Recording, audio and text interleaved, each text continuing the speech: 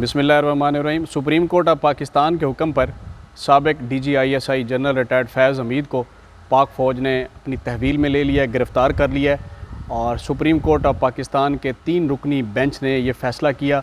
और ये इसकी जो तफसीलात हैं कि जनरल फैज़ हमीद को क्यों गिरफ़्तार किया गया, उसके सर्कमस्टांसेस क्या हैं, सुप्रीम कोर्ट का कौन सा हुक्म था, कौन सी वो हाउसिंग कॉलोनी थी जहाँ से 400-450 तोले किलो सोना और उसके साथ हीरे जवाहरात और बाकी तफसील थी, वो मैं पढ़ के आपके साथ शेयर कर लेता हूँ।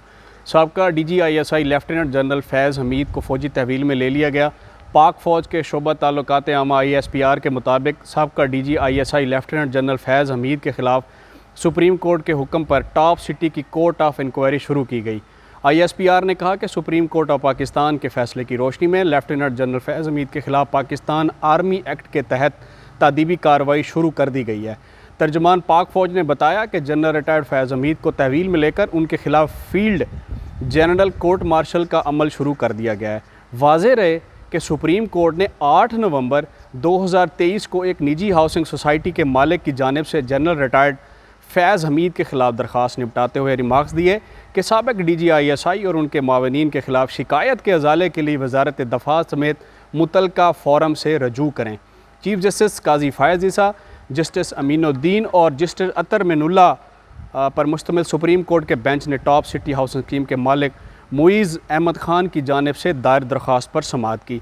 दरख्वास्त के मुताबिक 12 मई 2017 को पाकिस्तान रेंजर्स और इंटर सर्विसेज इंटेलिजेंस ISI के अहलकारों ने दहशत गर्दी के एक मुबैना केस के सिलसिले में टॉप सिटी हाउसिंग स्कीम के दफ्तर और मुइज़ खान की रिहाइशगाह पर छापा मारकर सोने और हीरों के जेवरात और रकम समेत कीमती सामान उठा लिया।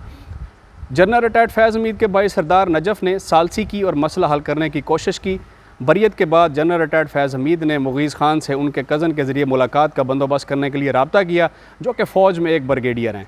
दरख्वास्त में दावा किया गया कि मुलाकात के दौरान जनरल रिटायर्ड फैज़ हमीद ने दरख्वास्त गुजार को कहा कि वो छापे के दौरान छीना गया 400 तोला सोना और नकदी के सिवा कुछ चीज़ें वापस कर देंगे। दरख्वास्त में ये भी कहा गया कि ISI के रिटायर्ड ब्रिगेडियर नईम फ़खर और रिटायर्ड ब्रिगेडियर गफ़ार ने मुबैना तौर पर दरख्वास्त गुजार को 4 करोड़ रुपए नकद अता करने और कुछ महीनों के लिए एक निजी आप TV चैनल को स्पॉन्सर करने पर मजबूर भी किया। दरख्वास्त के मुताबिक ISI के साबिक ओहदेदार हारून, इर्तज़ा हारून, सरदार नजफ़, वसीम ताबिश, जाहिद महमूद मलिक और मोहम्मद मुनीर भी हाउसिंग सोसाइटी के गैर कानूनी कब्ज़े में मुलव्वस थे। दलाइल के दौरान ये बात सामने आई कि सुप्रीम कोर्ट का ह्यूमन राइट्स सेल मज़कूरा हाउसिंग सोसाइटी से मुतल्लिक एक और केस भी निपटा चुका है। चीफ जस्टिस काजी फ़ायज़ ईसा ने मुतलका रिकॉर्ड तलब किया तो अदालत को बताया गया कि साबिक चीफ जस्टिस साकिब निसार ने ओहदा छोड़ने से कबल तमाम रिकॉर्ड को ज़ाया करने का हुक्म दिया था। अदालत ने रिमार्क्स दिए कि यह मामला बुनियादी हकूक़ के नफाज से मुतल्लिक नहीं है और दरख्वास्त गुजार को वजारत दफ़ा समेत मुतलका फ़ोरम से रजू करने का मशवरा दिया। अदालत ने यह भी निशानदेही की कि दरख्वास्त गुजार बदनीति पर मबनी मुकदमा चलाने पर जनरल रिटायर्ड फैज़ हमीद और दीगर रिटायर्ड अफसरान के खिलाफ सिविल या फौजदारी अदालत में केस दायर कर सकता है।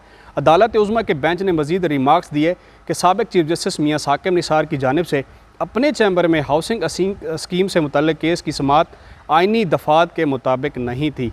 टॉप सिटी हाउसिंग स्कीम के मालिक के ख़िलाफ़ फिर FIA ने तहकीकात की।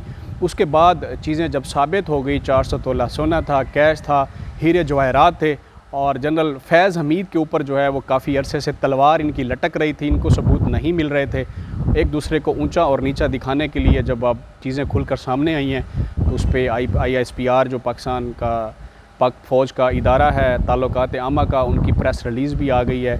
उन्होंने भी बता दिया कि जनरल फैज़ हमीद को उन्होंने अपनी तहवील में ले लिया है।